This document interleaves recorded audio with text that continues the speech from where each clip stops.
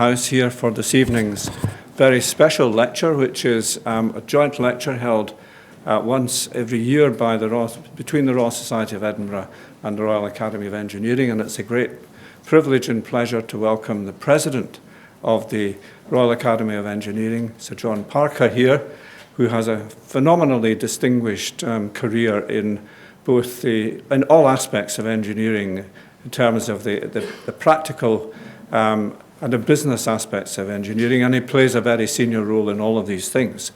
And it also takes a great interest in the academic side as well. So it's a great pleasure and privilege to have him here. I'm John Arbuthnot, the President of the Royal Society of Edinburgh.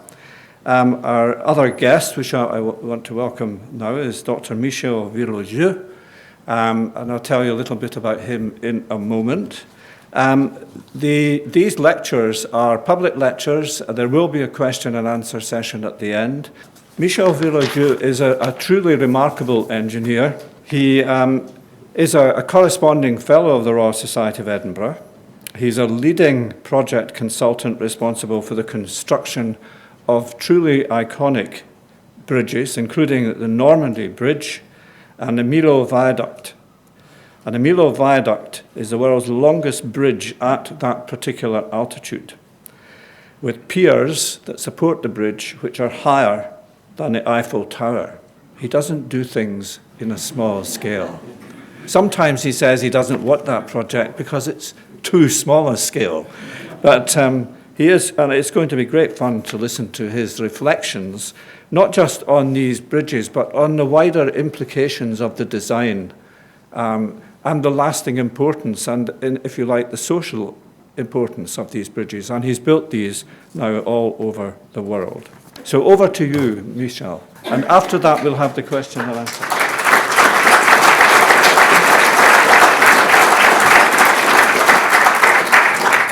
Thank you very much, Mr. Chairman. Good evening, ladies and gentlemen. It's a pleasure to be one more in Edinburgh, because it's not the first time, not even the second time I visit this country. And even 2 years ago, I sailed with some Scottish colleagues in the western coast from Oban to Moulin. Well, I shall try to give some ideas about bridge construction. I gave a title a bit more modest than the initial one, because I don't think we must go too far. In fact, I just remind initially what are the goals of designing, of construction, which are known since 2000 years, with first utility, and it includes, in my opinion, the preservation of public money. It's something very important that we are forgetting sometimes. Firmitas is, of course, it must be strong enough to resist and to be stable. And also, we have to add today durability. Durability, it's not a question to go to the fantasy of putting wood everywhere, for example. But when we invest something, it must last, and I think it's very important. And of course, it must be elegant, as we shall see. So just to give some example of what you must not do, what we must not do, just some French bridges that I show. There are some, I'll pass very quickly because we have some more interesting things to see. But this is probably somebody who designed the Ligne Maginot before the Second World, which was turned by the German army. This is something more difficult. It has been done by a very famous international architect. It looks like an arch. It's not an arch. The arch is pure decoration, and it's just able to carry itself. It's just a classical free-span pressed concrete bridge. Unfortunately, some engineers try to do the same. This one is the most funny. You know, you can see that French is a country of wine, because this is a cork puller. More seriously, I'm very much against this type of design, because it costs enormous, very high, and it's not, in my opinion, a very good bridge. What we must do to design elegant bridges? The first thing, a bridge must be adapted to its site. It must be elegant, but what means elegant, it's also very difficult to say. But at least it must be slender. You must avoid massive structure, but not too slender. A structure must express the flow of forces. we must play with light and shadow, and for this I always work with architects because I'm not able to make these very sensible shapes, and we can be helped by colors if possible. I take an example by a good Spanish designer, which is José Arenas, who made a small pedestrian bridge for the Sevilla exhibition. This bridge is completely coming from the floor forces. This is an arch, of course, with the compression in the arch, which divides because we have to let pass the pedestrian between the two ends. And then at the support, we have to, of course, to balance the longitudinal compression by the tension in the deck. We have, as we have inclined transversely, we have to make a cross beam together, and the load is passing directly vertically. This is a pure structural design, which is simple and elegant. For those who are much more clever than I myself, we can design extremely complicated and elegant structure, very light and not expensive. This is a very famous pedestrian bridge by Jörg Schleich. This is Kelheim Bridge on the Rhine, and another bridge by Jörg Schleich, which is the Max SC Bridge in Stuttgart, extremely light. The deck is a concrete slab of 20 centimeters. And another example, which is the bridge over the river Rhine by Christian Meng. This is very, very, very elegant bridge, you see, and in front of this rocks and this mountain, it's absolutely splendid. It's very simple and very elegant. I shall now just give some example of personal bridges, which are not as good as that, if I may say so, but which are to show that what is important is variety. But variety must not be made from fantasy, it must be by the selection of good structure.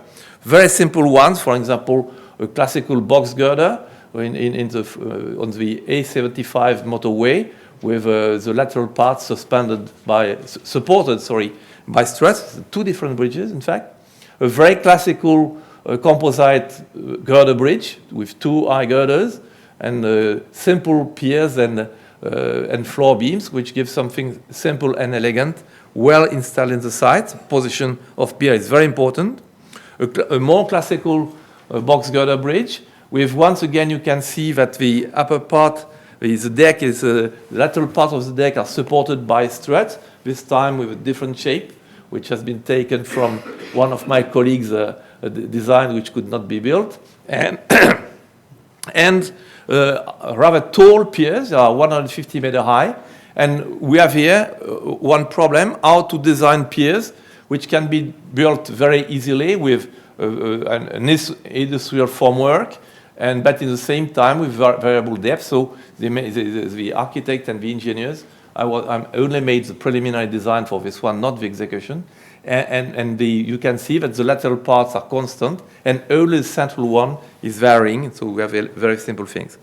We can also design very, very small bridges, because we must not consider that they are without any interest.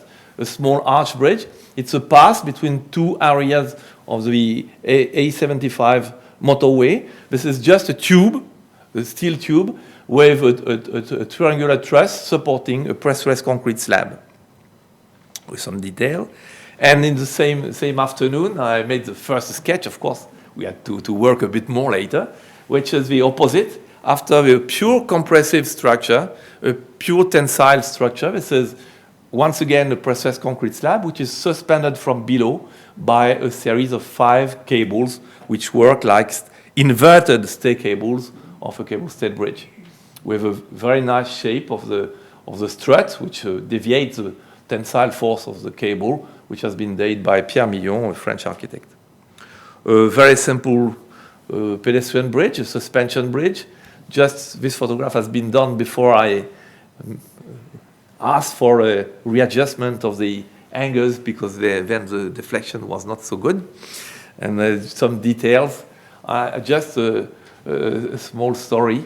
In fact, initially, this bridge was supposed to be divided into 2 branches on the other bank, on the other side. But there was not enough money in the small city, and we have been obliged to reduce it to only one straight line. So we had to pass on both sides of the tower, which is passing through the deck, which gives this impression, which is not as nice as it could have been. And this is an occasion also to insist on the quality of detail. When you have a pedestrian bridge, people will look at the bridge from very close, so we have to have very clean details. Just some example also of bridges that we have to build in historical sites. This one is in Limoges. You have two bridges of the Middle Age, the 13th century, at a time where we had still some English kings in the region, which were still there 200 years ago, but left after they burned Jeanne d'Arc. In this city, all the bridges are arches. So when we had to design a new bridge, we decided to make an arch. And in the competition, it was said that this bridge had to reappropriate the banks of the river by the population. And so after some time, I just had the idea to use the ramps of the arch to pass the pedestrian from the bank to the deck and down, and to make all movements possible. And as we had not enough place to pass below the deck, we passed through the deck, and it gives something rather interesting, with a small detail which is not good. One of the things that we have absolutely to do when we design is to see which mistakes we are making. And in this one, there is something that I regret very much. You can see that you have the angle of the stairs there, and which separate from the angle of the arch there. And so I think it's something that is not the best. It would have been better if I had been a bit more intelligent, if I had more seen the 3D volumes of this bridge, which is rather complex from below with the floor beams of the deck. Another one, I forgot to cancel this one. I'm afraid that I'm not showing the, okay, some small, no, sorry, I'm saying some stupid things. So another example with two bridges, one of the 18th century, a new one, once again to give a shape which is a modern expression of the old bridge. Another one in Corsica. This is not such an old bridge. It is of the 18th century. It's a Genoese bridge. And we had to make another bridge close by. We had to be very close to it. And this time a very, very slender one. Because when you design an arch bridge, in the spirit of Maillard, that means just the arch which is connected to the deck. In fact, at this connection there, you have too much weight. And so the idea was there to open the arch there in order to make something extremely light. The client at the beginning was absolutely convinced that it was too light, it could not be built. So some other bridges with different shapes, that is in French Brittany, where we have a strong granite as a rock, and so I thought it was necessary to evidence the strength of the site by the very powerful design of the bridge. An arch bridge also in French Brittany, where I shall show another mistake. This is a beautiful arch, but I made a big mistake there. You know, this bridge is just upstream of the tide dam of La Rance, and when we collected the data, the level of the river varies between 2 meters and 14 meters, and because the French electric power turbines the water there with the tide. And so I made the average value, 2 plus 14 divided by 2, it's 8, that was right. But in fact, we had to make the design very quickly for political reasons. I like to tell small stories. It was in the beginning of 86, and Mitterrand was president. The socialists had at the majority at the time, but they knew that they would lose at the next election in March. So we had to make very rapidly the design, and I've not revised the data I had before some years ago for a project. And what I've not looked carefully is what is the level of the water during the day. And in fact, what is doing the managers of the tide dam, they work in such a way that at 5 o'clock in the afternoon, when the housewives are coming back to put all the oven, they want to have full of water. So the springs of my arch in the day are always in the water. It's only beautiful at night. So next time I had to make another arch. So you must, once I repeat, you must see where you made mistakes. So this time I made many, many drawings to be sure that there was no mistake. And at this moment, the local, so I go back to explain that I made many, many sketches. And for example, one of the things I've done there, you see, in many arches, you put a support just at the spring of the arch. And in this case, I think it was much more elegant to distribute the supports in such a way that we have the impression that the bridge is passing continuously from the ground and the arch from the ground without a special point at the springs of the arch. And at this moment, the local engineers told me, we have a path for walking, joggings, on both banks. It would be good to pass the joggers on sidewalks on the deck. I said, no, the joggers, you must not put them in the gas of the cars. It's not a good idea. And I had the opportunity to be in Japan not very much before and to visit this very beautiful Kintai Bridge, which is at the end of the 18th century. In fact, it has been rebuilt in 1950, but exactly with the same drawing. And you could see, and I had the pleasure in that is to be there at the bottom blooming. And so the idea was to pass the sidewalks on both sides of the arch and below the deck, because it was not possible to pass them on top. And you have this solution to make it a bit like the bridge you have seen in Limoges before, to associate the sidewalks elegantly to the bridge. This is the inauguration, and I was not there because they forgot to invite me. And a small cable-stayed bridge. Once again, I insist that the first thing is to be adapted to the site. So you see that the river Rhone there is divided in two arms by a small island. And you have on the left bank, you have very shallow water and rather deep water and possible navigation in the future on the other bank, on the right side. And so the tower is exactly at the point of the island and some views. Now, after this preliminary views, we shall start with some projects where we shall enter more in details, and recent projects, except one.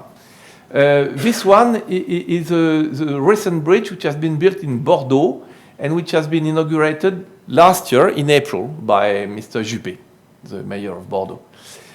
You see the city of Bordeaux, which was where was the castle of the Black Prince, just at the abutment of the suspension bridge there. You see, there is the stone bridge, which has been built by Napoleon. It was, in fact, not finished before he resigned, which was to bring the French army to Spain. And later, you see, before that, all the ship traffic was coming there. And in fact, now Bordeaux has completely recovered its harbor to put the ships much more downstream and to recover all the bank of the river. And in this project, they also wanted to more associate the right bank to the left bank because they were completely separated by the river and there were very, very limited communication. And there will be a new bridge. You can see the first preliminary works just on the upper part of the river to make a ring of boulevard inside. This will be the downstream bridge, and later there will be an upstream bridge. The design is this is not a photograph, it's a photo montage of a lift bridge, which is a bit complicated. We have towers, of course, which I tried to design as slender as possible. And you see, these towers, you see, when you design a lift bridge, you must make the tower as slender as possible. If you want that your bridge remains elegant, you must reduce as much as you can the volume very high, because these volumes are huge and very intrusive. So you must make them as light as possible. This is also true for suspension and cable stay bridges. And in addition, I wanted that the sidewalks be on the outside of the tower, because what is the most important is the line of the bridge. The towers must pass in the second plane, must not be in front. And so the sidewalks are cantilevered on both sides of the central span. What is very complicated in such a bridge is to have slender towers in which you have to locate everything. You have the main sheaves, you have the counterweight, you have a lift for maintenance, and you have the stairs, because when the lifts are in disaster, you have to be able to get out. Once I spent 1 hour in the tower of a cable stay bridge because the lift was crazy and could not stop at the level. So we went up and down during 1 hour. And it's not funny. So you need absolutely to have stairs for emergency situations. And the system, you see, one of the big problems for this type of bridges is the apparent weight. Because a lift bridge, it's like a lift. You have the span to lift, and inside the tower you put counterweights. And what you have to lift with the machinery is the difference between the weight of the span and the weight of the counterweight. And if this difference is very small, it's good for the maintenance, for the cost of preparation, for everything. But if it's too light, then you can have vibration with the wind. In fact, we worked for this bridge with an American company, it's RDC in Hanover, who is operating something like more than 100 bridges, lift bridges, or mobile bridges in the United States. And they developed a complex system where we have a secondary sheaves in such a way that we block the counterweight, so that we are able to work with a very small difference between the counterweight and the span. Now I can show some photographs of construction, because it's rather interesting, because many parts have been prefabricated in a dry dock and shipped to the site in such a way to limit the work in the middle of the city, to limit pollution for the population. It's something which was very important. So you can see from above a dry dock here, and inside you see already 3 elements. One is the main caisson, which will support the tower, and the other 2 are the protection, which will be placed in the river to protect the main foundation against ship collision. When they have been prefabricated, of course, the dry dock has been flooded, and then the elements have been shipped by tugs to the site. You see, this is the big caisson, which is now transported by 2 tugs, and you can see from up the installation of the last main caisson between the 2 protection caissons on one of the 2 banks. Honestly, I don't remember if it's the right or left one. And you can see that the distance is rather short, because we have in Bordeaux we have sailing ships, cruise ship, practically every 10 days. You have many during the year, and so the distance, the passage is about 110 meters, and the span about 120. From the caisson now, it was possible to erect very quickly the towers, and you can see the main sheaves coming, which will be installed inside the towers. Now the approach spans have been, in fact, I'm cheating there. These are side spans, it's not the same in one. The side spans have been fabricated in Italy, near Venice, by Cimolai, an Italian company.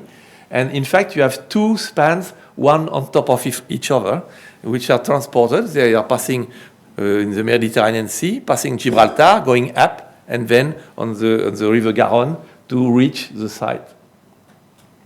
This one is the main span, the mobile span this time, and you can see it coming to take its final place on top of the bridge.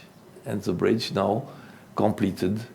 And now the real bridge this time, it's not a photo montage, in its final situation. And you see it looks very light, because it's an orthotopic deck, of course. It's very light, and I think it has been very much appreciated. And if we compare this to many, many lift bridges, you can see that it's much more light and elegant, I think. I said that I shall show an old bridge, because it's difficult not to evoke the Normandy Bridge, because in fact, if I had not designed the Normandy Bridge, surely I would not have designed the other ones. This is what has given me the opportunity to design many other ones. So this bridge was designed in 96, 98. There was a previous project in which I took part much before, but it has been designed in 86, 88. At the time when the longest cable stayed span was in Canada. It was the Alsace Bridge, now called Alex Fraser, the span of which was 456 meters. And there we passed to 886. This bridge has two main things. This is a streamlined box girder, which is inspired from the English suspension bridge of Freeman Fox, which themselves took inspiration from projects of Leonard which have not been built. And the second point, it's an association of concrete and steel. Concrete streamline, this is the big idea of Freeman Fox, which is, you see, the American suspension bridges were bigger and bigger with increasing spans to resist bigger and bigger wind forces. And the idea was to go the other way around. It was to reduce the wind forces by selecting an adapted shape, a streamlined box. And in addition, to have matched torsional rigidity for the bridge aerodynamic stability by a box girder, which have, of course, a very strong torsional rigidity. The other idea, which I selected because by a big jump in span like this, everybody was very anxious, and so I wanted the design would be very, very safe. So we have concrete approach span and a steel main span.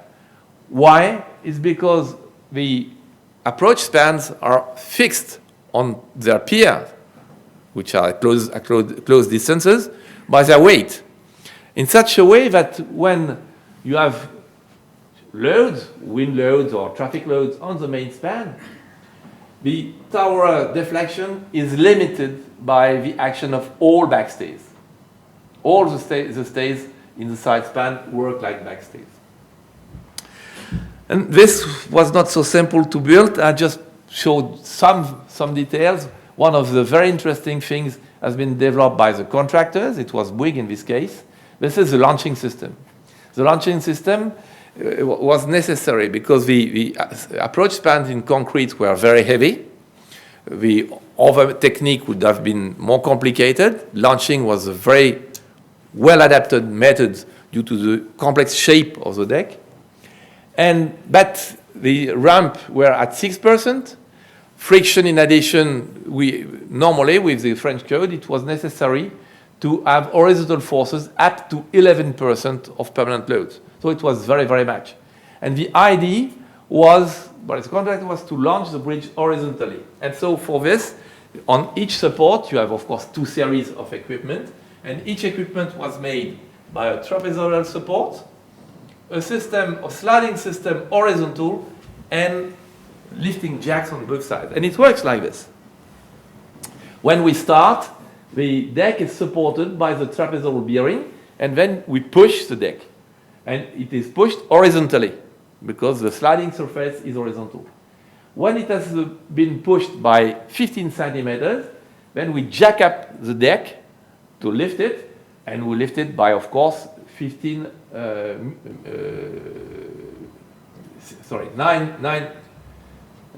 millimeters, 6% of 15 centimeters. Then at this moment, the deck is supported by the jacks, then you can move backwards the trapezoidal bearing, we deflate the jacks, and we do it again. Of course, this means that everything must be done in the same time with sensors and a computer to check that everything works at the same time. This is a typical support. In fact, it's not on a pier, it's just on the fabrication yard, so you have only jack on one side. And this is the pushing jack. And the north side spans were about 40,000 tons, and the launching force was limited to 150. The foundations, which were very deep, and about 54 meters, 2.1 meter in diameter, and to reduce, because the loads were very high, and to reduce the reinforcement to be installed to balance all loads, the pile caps are press-stressed, so a part of bending forces are taken by press-stressing tendons. And you see the tube which are going there. A part of them are going up to introduce press-stressing in the tower, because before the bridge is completed, when the tower is freestanding, it is sensible to high winds, and it was then necessary to resist more. In fact, we never had big winds, but so we could have saved this press-stressing, but we never know before. And you can see there all the anchorages. With, of course, a tie between the two legs to balance the effect of the legs inclination. The construction, with, of course, temporary struts to balance the effect of the legs inclination, and with jacks in such a way that when you install these struts, you jack in such a way to balance exactly the deflection which came from the previous deck inclination. Some more. And the last interesting thing, the organization of anchorages in the tower crest with steel anchorage boxes, because the idea is to pass the tensile force which is passing from the front stays to the back stay in steel plates, because steel is very good to pass tensile forces, and then all the horizontal vertical action of the stay cables is passing in concrete due to a system of connection that we shall see. You see the fabrication of these anchorage boxes and all this connection system, where you see that we have holes to pass horizontal press-stressing tendons which press the concrete elements against the steel, and with some the Nelson studs are just there to keep the concrete against the steel, because the real transmission is made by big shear locks, enormous shear locks, and the press-stressing force. The installation of the first element, which was much heavier than the other ones, and which has to be divided into two parts, and then after this, all the elements in two series, the first one of 11 elements, later another one of 10, and of course with welding inside the protection system, the installation of a new element. During this time it's welded below. And after 10 elements, 10 or 11, we concrete on both sides, because it was not possible to place all the 21 elements in one row, because they could not have resisted.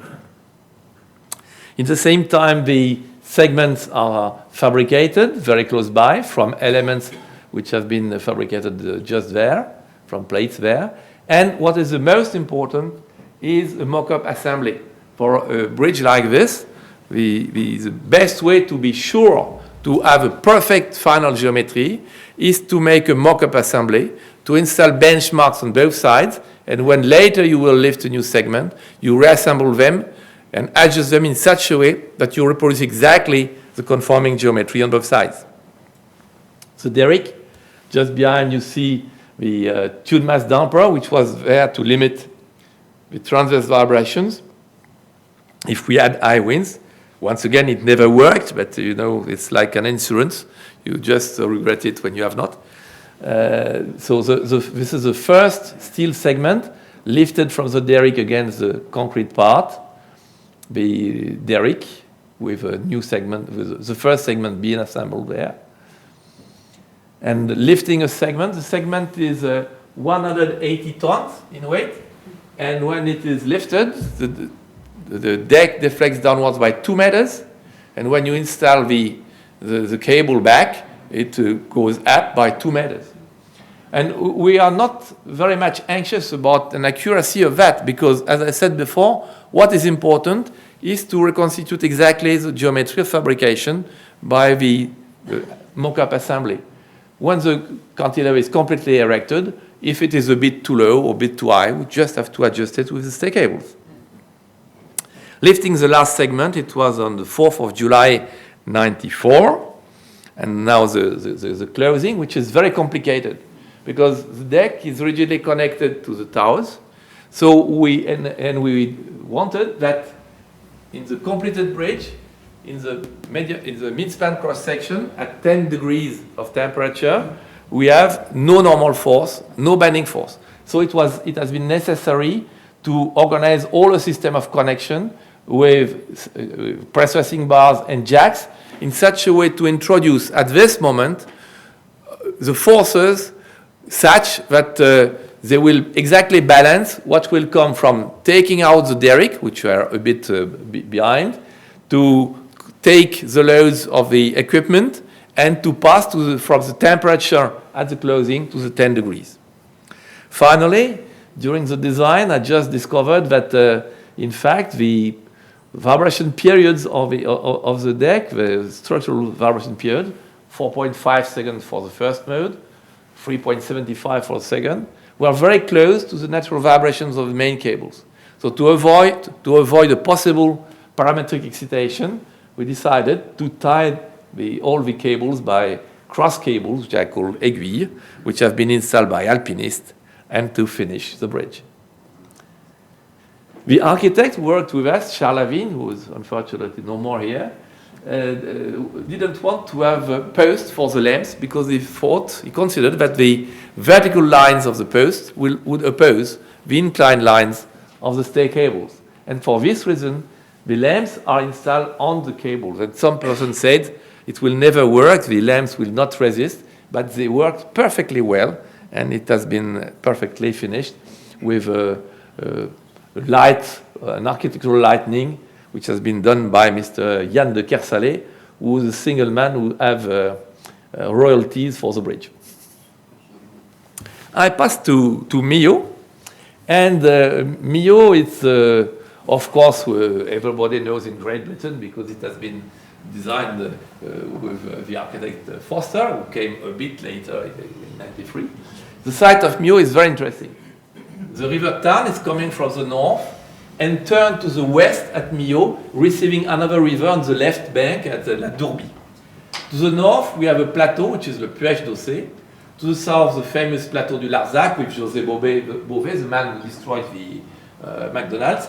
And in between, Plateau de France, which is an intermediate plateau. I jump one photograph. This would have been the most logical solution to cross the valley. It's a cable-stayed bridge crossing the deeper part of the valley with a span of 450 or so in this range, and long approach viaduct in both sides. But I was absolutely opposed to this idea because it's not a bridge. There is no unity. You have, in fact, an approach. You have a main bridge, and you have a long viaduct. And in addition, and honestly, I've not understood that immediately. It came a bit later. Those who will see the bridge more frequently, of course, these are the inhabitants of Millau. And from Millau, you never see the lower part of the valley because the River Tarn has many bends, and you only see the level of the Plateau de France here. If we had designed a very special part of the bridge above the deeper part of the valley, from the city of Millau, you could not have understood it. So in addition to the desire of unity, and also to give the impression of a very great quietness, and also due to this specific thing, it was much better to have a bridge with regular spans. And when there have been the jury of the competition, all the solutions which gave a special design to the crossing of the deeper part of the valley have been immediately eliminated by the architects. The big problem of a bridge like this with multiple cable stay span is the behavior. This bridge doesn't work at all like a classical cable stayed bridge. In a classical cable stayed bridge, when you load the main span, it deflects downwards. Of course, the cables are overstressed, and they bend the towers. But the deflection of the tower is limited by what we call the backstays, which are just anchored at the abutment, where the deck has not the right to lift. This is exactly what I said already for the Normandy Bridge before. If you have, of course, intermittent support, it cannot lift here, and so this is much more rigid, much more efficient. And of course, if you load the side span, this is the opposite. But when you look now to a cable set bridge with multiple spans, you have no backstay at all. If you load one span, it deflects downwards, the tower bends, and the adjacent span lift. That's all, and you have no brake. And so, and if you leave the other span, it's the opposite way. So the solution, one of the solutions, that's the best one, is this one. It consists in dividing the shaft into the piers into two shafts, and when you load one span, you produce a compression in the shaft which is close to the loaded span, tension in the other one, and the distance between the two shafts produces the rigidity which will replace the backstaying effect that you cannot have. In addition, we have also another problem, which is the length variation of the deck.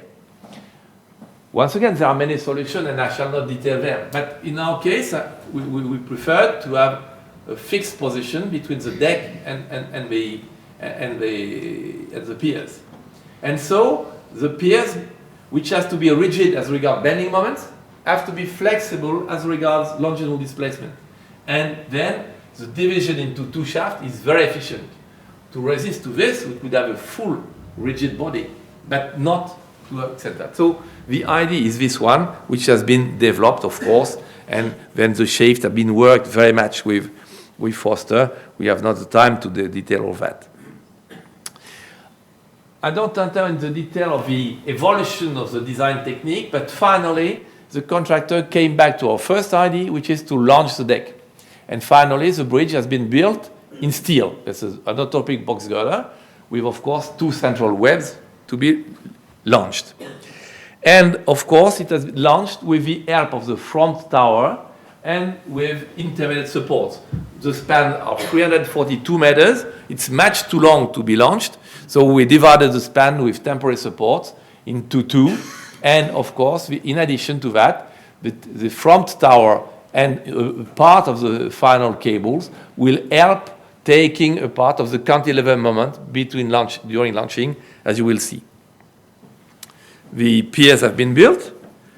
We had also the temporary supports. I don't have the detail.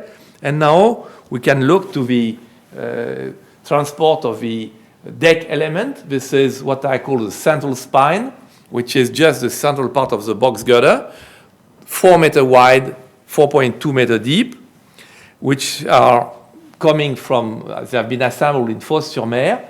A part came to the south part of the bridge, the other part on the north part to be launched from both sides. On the site, you have a mobile factory. You can, we don't see it here, I'm sorry. A mobile factory which moves on rails, and inside this factory, the lateral part of the box girder could be assembled. You can see here the bridge has been partly launched. We can see the beginning of the launching nose. You shall see it in a minute. There is the first temporary support. This is the north part of the bridge. You have here the launching nose, which has many goals. The first one is to bring the workers on top of the piers, temporary piers or final ones, because to avoid having to climb very, very high piers. In addition, you see that there are two different parts, one which is more slender, and you see that this part will be used to balance the deflection coming from the load, because of course, when you launch it, it deflects downwards, and then when the bridge has been launched enough, it will be lifted up with jacks in such a way that the stronger part can reach the level of the launching devices that you can see below. And now the launching can proceed and be completed, you can see. The overuse of this element is to possibly introduce some safety if, for example, in the last part of a launching operation, if we have suddenly unexpected high winds, you can tie the front part of the launching nose to limit lateral deflections. You see, we are ready for a new launching operation, and we are now almost at the end of this launching operation. Just a very striking view. The deck is very flexible, and it has been fabricated above the final level of the road, and it had to go down by about 5 meters to reach the top of the piers. And so you give this snake impression. So many persons phoned to the French highway direction telling your bridge is collapsing. In fact, this is very useful because I said that we use the front tower and part of the final cables during launching to decrease the cantilever moments. But when the tower, the pylon is in the middle of the span, with its weight, there is deflection downwards, and automatically the stay cables are detensioned, so, which is, at this moment, we don't need them. But when the tower the pylon sort of will progress and will be here, with the weight in front, everything will go up, and automatically the cables are retention. The tension is not adjusted during launching. Some very famous views of launching in the fog. Now we are going to almost to the end, the cross section, and now I have to make something okay, because up. Okay, this is the last launching operation. The launching operation lasted about 3 days. And they are organized under what we call, this is the moon, the meteorological protection. Because you see, during this launching, the bridge is not safe against very high winds. So we made analysis and we considered that if at the close by meteorological station, the average wind velocity was higher than 37 meters per second. 37 is a very strange word, but if you put it in knots, it's okay. You will understand. 37 meters per second, we can, during 5 days, we don't start launching, and we wait a better period. And in fact, it worked well. We had only one case where we had to stop launching because we had a summer storm which cannot be very easily predicted. Sorry. This is the last moon falling, and the end of the launching in the fog. The closing, of course, with some equipment. In this case, for the Normandy Bridge, for the closing, we have brought plates which were cut at length. In this case, with the progress of geometry and monitoring, the two parts of bridge have been directly welded to each other without any additional plate. You can see it. Now we are missing some pylons, some pylons, sorry. 4 of them were assembled to the south, 1 to the north. We could not have installed them before because, as you have seen before, the deck was above the road level, so they could not pass. We had to wait that the bridge is launched. This is the convoy with the tower, except the top part, and the crawler. The weight of the convoy is 800 tons. And then these pylons, we assembled there the top, will be tilted up with these temporary towers. Look. How it works. Below the lower leg, we have a small cart.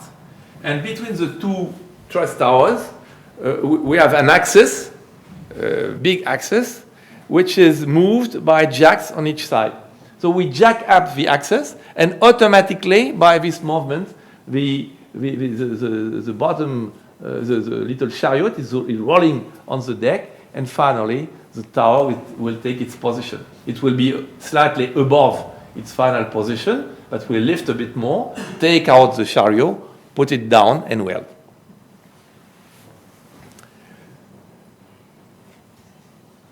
So here is some views of the bridge, of the completed bridge. And I pass now to the last but one example, which is the Terrennes Bridge, which is a bridge in French Brittany, which is Brest is somewhere on the left, and this is the river Rhone, which is going to the sea and to Brest. And we have to replace the bridge, which has been built in the 50s. The previous one was destroyed by the Germans in 1944 when they were trapped in Brest. Unfortunately, this bridge was, because it's being destroyed today, was in very poor condition due to alkali reaction in the towers. You can see the very, very big cracks. And so what is very important is the position of this bridge. You know, the road is coming from the mainland side, I would say, crossing perpendicularly the river and going back on the Rhone Peninsula. So we have two angles at 90 degrees at the entrance and at the exit of the bridge. And the project was made on this basis. Unfortunately, somebody, a lady who was working in the local administration, but who had been before in my team, and etc., called me and I don't like the project. Have you some idea? So I looked and I tried to solve the question that she was asking, and suddenly I said, no, we must not answer your question. We must change the design. And since we are going from one side, crossing, going back, we must have a curved bridge. We must have a curved bridge which is really much better for the traffic.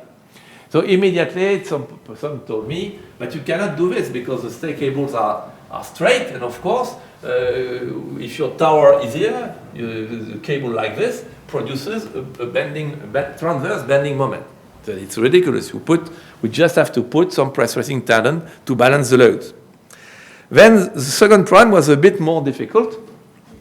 It says that with a curved bridge, if you don't take any provision, the trucks will hit the cables. So you have to organize the passage of trucks, because if the trucks cannot pass, you will have problems with the owner. So what were the solutions? There were two directions.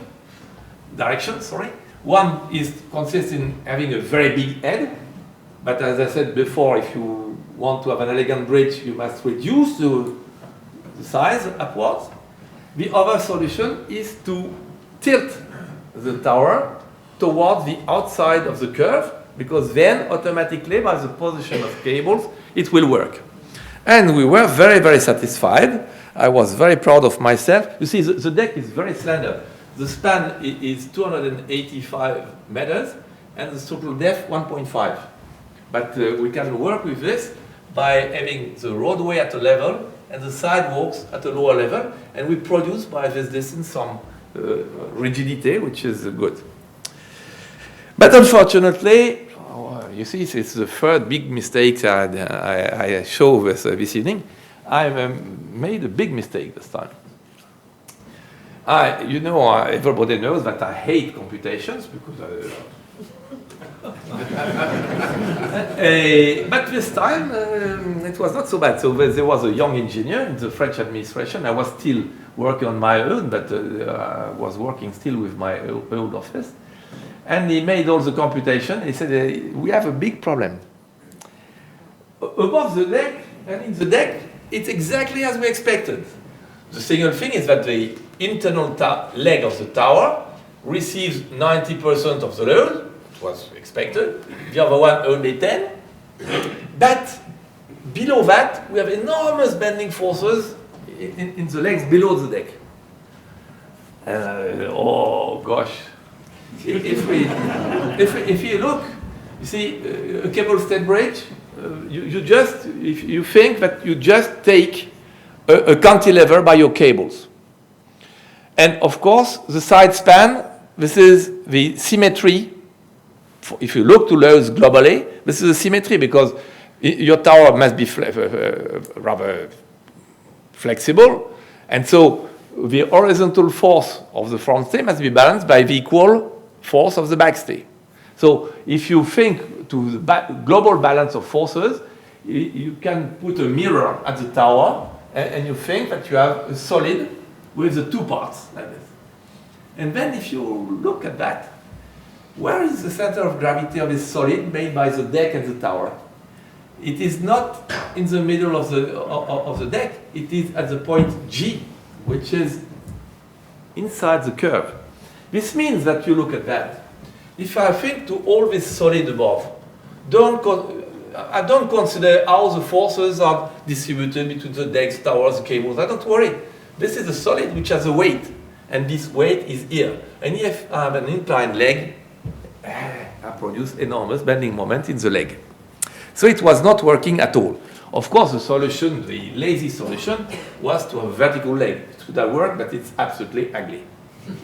So we tried to make many things, and honestly, it lasted 10, 12 months to find the solution, which was found in 10 minutes.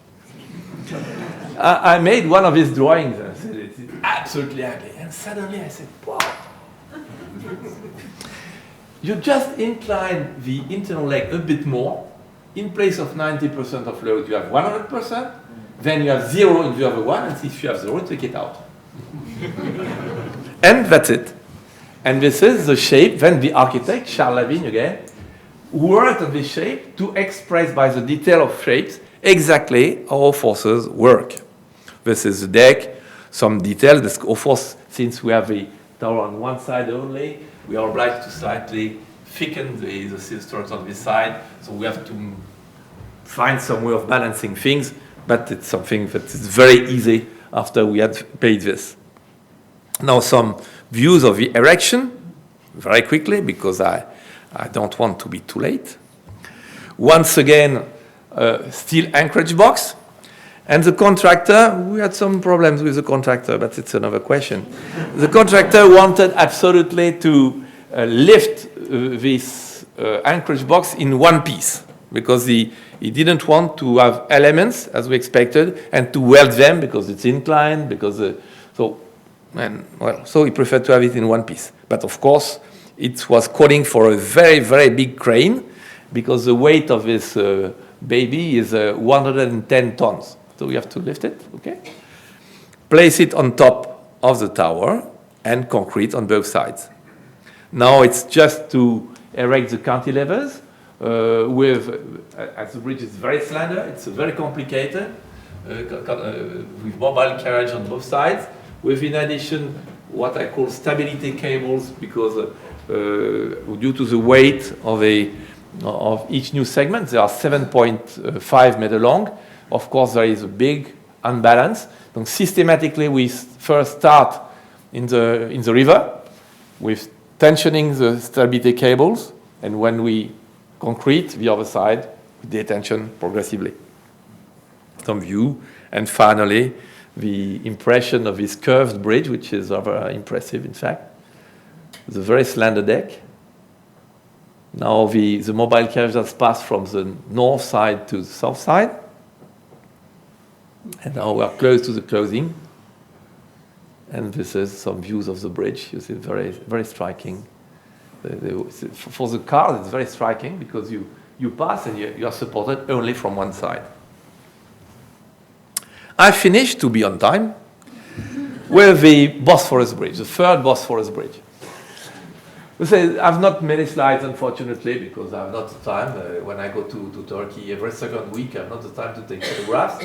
But this is a view of the northern part of Turkey. This is the European part of Turkey. You have the Dardanelles. I don't know what is the English word for the Dardanelles.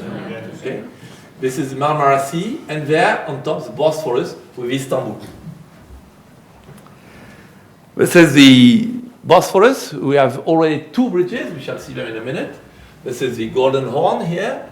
This is the first Bosphorus Bridge, which has been built by Freeman Fox in the beginning 70s, just after the Second Severn and before the Amber. The second Bosphorus Bridge, which has been built by with Bill Brown, who was before in Freeman Fox, and which has been erected, I think, by the Japanese. I think it's IHI. The Turkish government wanted to build a new bridge because they are, you see, Istanbul is extremely congested. I think Istanbul is the biggest city in Europe because there are more than 15 million inhabitants. And it's completely crowded. And the intention of the Turkish government is to expand to the north and to develop the area close to the Black Sea. And for this, they need a new crossing. The first Bosphorus Bridge, which is, I said, a bridge I like very much. There's something I regret, that you know, the system with the inclined angles has been completely abandoned due to fatigue problems. But honestly, I think that if these angles have been bigger, with better details for fatigue, they could have resisted much better. And I'm absolutely convinced that this is a very good solution to distribute, to give a much better structural efficiency to the structure. But today, when I say this, everybody tells me you're wrong. And I think that they want to replace the inclined angle by vertical ones. The second Bosphorus Bridge was made with vertical angles. It has been built very, very quickly. I don't remember how many weeks have been the erection of the main span, but it has been extremely rapid because they were just climbing the segments one to the other before welding in the second step. Now, I left some text on these slides, which were made for the competition. The new bridge will have to carry many things. The second bridge was designed to have a traffic of about 50,000 cars a day. Practically now it is at 300,000 a day. And so the Turkish has put the bar rather high. On the new bridge there will be 4 lanes in each direction plus 2 railway tracks. And we had in addition a requirement. There were the call for the competition. It was said that it was to be a suspension bridge, 1, and 2, that it had to be elegant from architectural quality, and to have the similarity with the 2 first Bosphorus bridges. But if you look everywhere, when you erect a bridge, a long span bridge with roads and railways, it's always a truss with 2 levels. 1 level for the cars and below 1 level for the trains. This is leading to structural depth which is at least 12 meters. You cannot go below 12 meters. This is an example of one of the Japanese bridges of the Honshu Shikoku project on the Kojima Sakaide Road. And the structural depth of these bridges is about almost practically 15 meters, almost 15 meters. And honestly, I don't think they are very beautiful. So we decided, when I've been called initially by Astaldi, which is an Italian company, where we decided to make a joint venture with a Turkish company, Iştas, for the concession, because this bridge was in a concession of 150 kilometers of motorway. And they called me, can you come with us? I said, okay, with pleasure, because I had worked with them already. So they said, it was about the 20th of February, 2012, and they said we have to give the bid on the 6th of April. Fortunately, it was postponed to the 26th. And then we immediately decided with my colleague in Astaldi to go with Jean-François Klein. And with Jean-François, we had 8 weeks to develop a design. And we decided to have a bridge with only 1 level. A box girder with 1 level, a streamlined box with the railways in the middle, with the roadways on both sides, and with a sidewalk, which was also requested in the competition. The structural depth, I don't remember what it was at the time. Finally, it is 5.5 meters. Well, this is not so simple, because you see, a suspension bridge is not at all adapted to very high load. If you have a train, because we have to consider trains with 80 kilonewton per meter, 2 trains, of course at the same place, of course, with a maturation coefficient of 1.33. So this is very high load. If you look how is a classical suspension bridge is working, you can see that when you have a local load like this, so 400 meters, for example, this is what was the request. Of course, the deck deflects downwards very much, but the cable, the suspension cable is going downwards, but it is going upwards in the other. In fact, it tries to escape the load. And so, so the deflection is very high. It's not efficient. And of course, even a structural depth of 5.5 meters is not enough to take this. So the idea was to add stay cables on both sides, on a long part, on a significant part of the span. Of course, we could not call them stay cables because it was said it was suspension cables, so they were called stiffening cables. But you see, this is not a very new idea. If you look, this has been done by John Roebling in the 19th century. This is exactly what he has done for the Niagara Bridge. Niagara Bridge is curious because this time the trains were above and the cars with horses, were below. And I've been said, I'm not sure it's true, but it was the truss was in wood. I'm not sure. And if you look to the Brooklyn Bridge is exactly the same. You have suspension cables and you have stay cables, stiffening cables on both sides on a third of the span. And even in France, you can find, there are several suspension bridges of the 19th century with this system, and in this case, you have not, in the Brooklyn Bridge, you have in the same time stay cables and anchors. In this bridge, which is a Saint-Marien Bridge, you have first stay cables and then anchors, but practically no transition. Of course, it's very clear that for the traffic of these bridges is nothing, so there is no problem. But it was not the case for the Bosphorus Bridge. We had, of course, to solve many problems, which are rather difficult. I have not the time to enter on all the details. But have a look on the bridge. The span is 1,408 meters, so it's a much longer than the two other ones. And it looks a bit like this, we shall see. The problems, it has many, I have not the time but 2 minutes to explain something.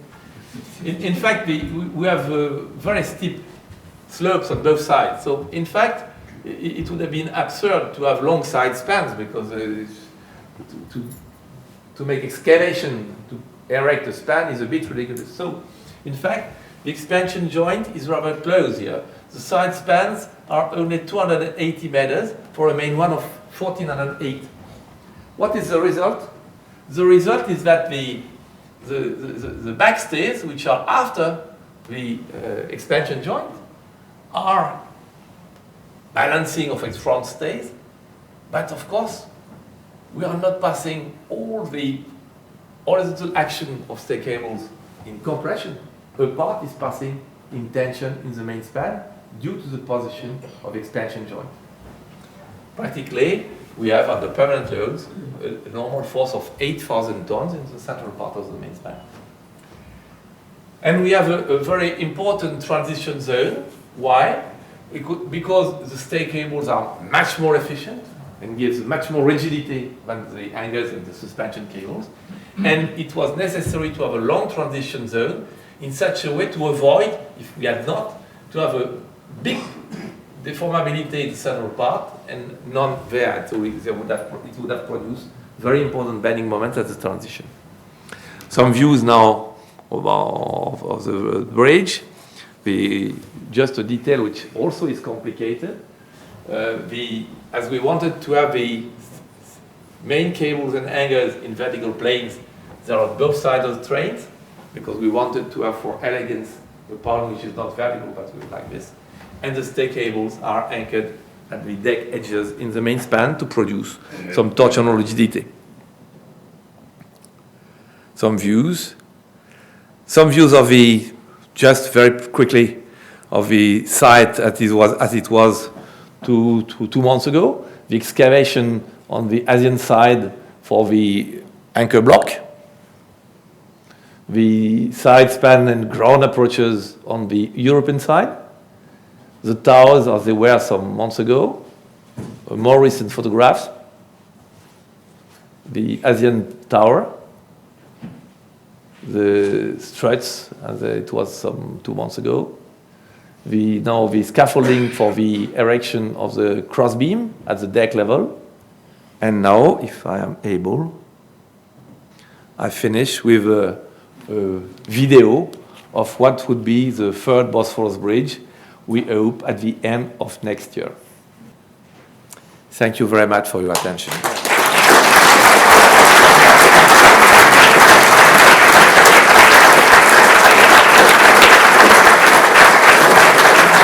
Thank you.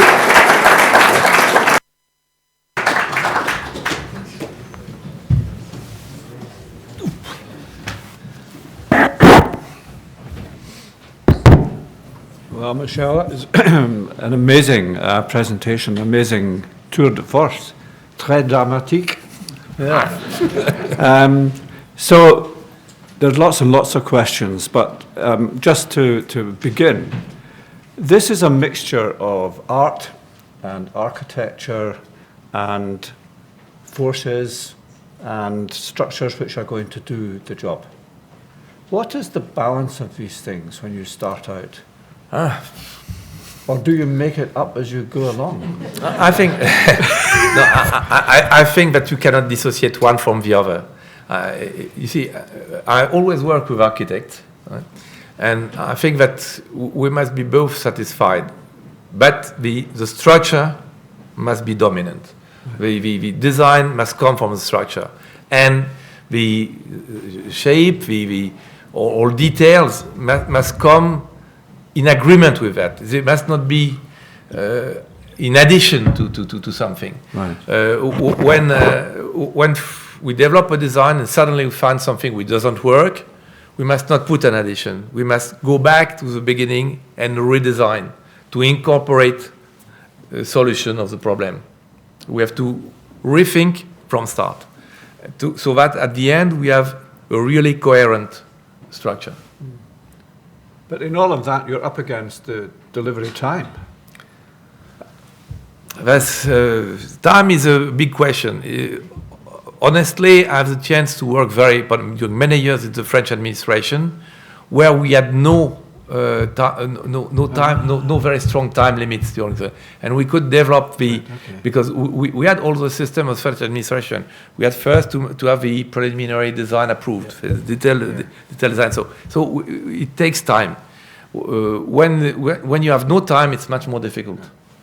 Okay, questions. Who would like to ask a question? Hold your hand up. You've stunned. This gentleman here. It was a wonderful lecture. Hold on. Oh, sorry. That was a wonderful lecture. I feel very moved by it. A very simple question. Do you think there is a reason why the French are so good at building beautiful bridges? Why? Well, first, this is not today there is a tendency to make good things in many places. There is also another tendency which I don't like, to make things just for show and for things which are not good at all, in my opinion. We could do very much during a certain time because we had an administration at the moment. We had some highway directors who wanted to make bridges of quality. So to be very clear, you cannot design elegant bridges if you are not a client who wants elegant bridges. As there is no witness, I can say something that nobody here. But if you look, I'm working sometimes, I'm trying to work in the United States. It's a disaster because they have absolutely no taste, and there is only one consideration. This is the lowest cost, and it's desperate. They have even a system which is called the value engineering. That means that you try to make a good design, and after that there is somebody who goes, we can save this, and we can save this. At the end, you have nothing. This is, you must have a good client. You must have a client who really wants to make something elegant. Well, when we have an American visiting speaker, I'll explain that to him. What is surprising, that they make big efforts for buildings, yes, but not for bridges. Right, a good point. Next question. Buildings are private. Sorry? Buildings are private in the States. So you may have a good client, I pay for it. Right. The administration are always anxious to be accused to spend too much money. Yes. Michel, I may say again. Hold on. A wonderful lecture. There are some beautiful and elegant bridges that are hundreds, if not thousands of years old. Do you design for a very long life? Do your clients allow you to design bridges to last a very long time? First, it depends. Normally, today, if you look to the codes, we are supposed to build for 100 years. This is what is officially the goal. There are some special conditions. For example, Millau, it was 125 years. Honestly, except when you look for fatigue, where you have some laws, I'm not able to tell you what is the difference between 100 and 125.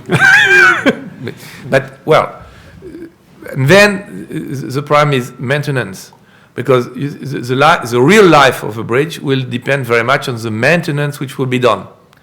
I always use an example. In 1978, the Tours Bridge collapsed during a flood because there were scores, and some piers collapsed, and then the bridge, part of the bridge collapsed. It was a beautiful 18th century bridge. In the 19th century, it was considered one of the four most beautiful bridges in France. And at this moment, everybody in France was a bit shocked, and the administration and the French railways also organized a survey of all the old bridges.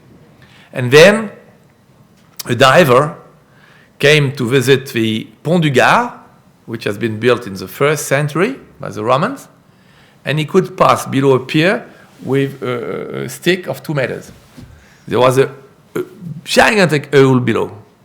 Then immediately imagine that there have been works to protect this, pouring concrete and protection. So the lifetime of the Pont du Gard has changed between the expected lifetime has changed after the reparation. Yes, question here. A lot of the existing suspension bridges are suffering from rusting in the cables. Have you countered this problem in your bridges? That's a good question. Now, we must make a difference between cable-stayed bridges and suspension bridges. Cable-stayed bridges, today, we are still progressing, but we have a technology which guarantees a rather good lifetime. This is not the same in the Eastern countries and European countries. But in European countries, we use cables made of parallel, individually protected strands, and this is a very good solution. The single weak point is the anchorage, where we have to take specific provision. But in the typical section, there is absolutely no risk. The wires are galvanized. There is oil works, extrusion of polyethylene. It's perfect. The problem is for suspension bridges, because we cannot use the same technology because we have collars, and we cannot press collars on polyethylene. That's it. So we have a solution. And today, coming from the Japanese, I think, there is a new technique which has been put into practice for the old Firth of Forth Bridge, Barry Colford is there, which consists in dehumidifying the cables. We have not a very, very long experience of that, but it's absolutely clear that The steel is not corroded when the humidity is below 50-40%. So this is what is done today to improve solution. Just to remind that the Brooklyn Bridge has still its original cables. Michel, I'm going to ask Sir John to present a vote of thanks in a moment, but I mean, I'm a microbiologist. I work with very small creatures in a microscope. Your conception is moves from a drawing, which is something you can do on a desk, even a big desk, to some massive constructions, and not just the constructions, but how you get the stuff up there and joined together. And so in the training of a bridge builder, where do you learn all that? Where do you learn this comprehensive approach? By experience. First, we must not forget something. You see, I'm alone to give the lecture, but if you go to the Bosphorus Bridge, there are probably, I don't know how many, but probably 50 to 60 engineers working on it just now. So it's a very, very huge team. Right. For the Normandy Bridge, Bertrand de Roubaix was a project manager, and a very good project manager, made something very funny. He made what he calls the engineer's garden with some elements of to show to the public, because the public is very much interested in bridges, to show to the public how it was done. And he made a big wall with the name of everybody who had worked on it, including the workers. There were 1,400 names. Right. Okay. So John, would you like to come and give a vote of thanks? I stand up.